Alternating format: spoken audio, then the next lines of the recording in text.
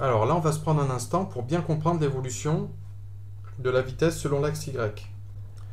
En effet, on voit que VY est modélisé par une droite décroissante, ce qui n'est pas vraiment intuitif, puisque pendant une trajectoire parabolique, de manière intuitive, on se dit, lorsque l'objet est en phase montante, la vitesse globale du système va diminuer. C'est pour ça qu'au bout d'un moment, le système arrête de monter et il va se mettre à redescendre. Et lors de la phase descendante, on va voir que la vitesse globale va augmenter.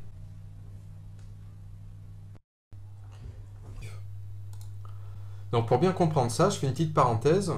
Je fais apparaître ici, regardez, Y, non pas en fonction de t, mais en fonction de x. Et lorsque j'ai cette représentation-là, le logiciel possède l'option vitesse et accélération qui va me permettre carrément de faire apparaître le vecteur vitesse ou accélération, ou les deux, en fonction de la position pointée. Donc là, moi, ce qui m'intéresse, c'est la vitesse.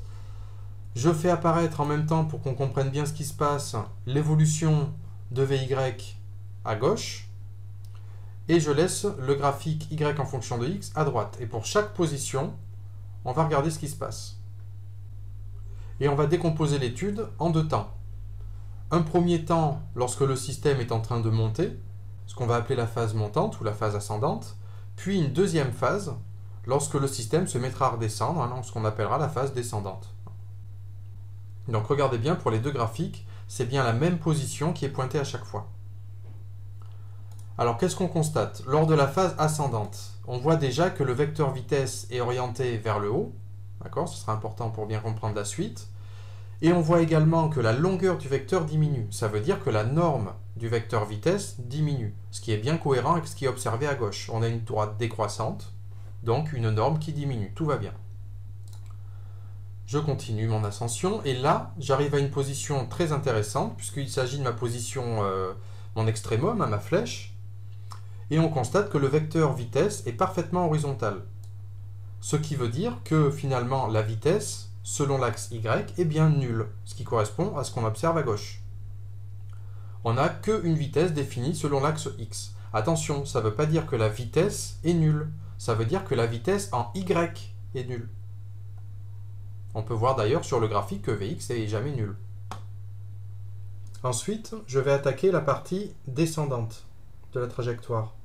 Et on constate que, au même moment, sur le graphique de gauche, la vitesse Vy passe dans les valeurs négatives en dessous de l'axe des abscisses. Et à droite, on peut voir que lors de la phase descendante, la longueur du vecteur augmente, ce qui veut dire que la norme du vecteur vitesse Vy augmente. D'accord? Et c'est là, en général, que vous vous dites, mais qu'est-ce qu'il me raconte? Il me dit que la norme, elle augmente, alors qu'à gauche, on a une droite qui continue de descendre.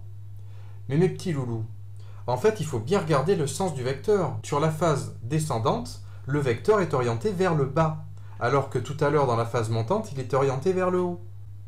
Et c'est ce qui explique que Vy est négatif, puisqu'il est orienté dans le sens opposé au vecteur unitaire J. C'est-à-dire qu'il continue d'augmenter, mais du côté négatif de l'axe. Voilà pour l'interprétation de Vy.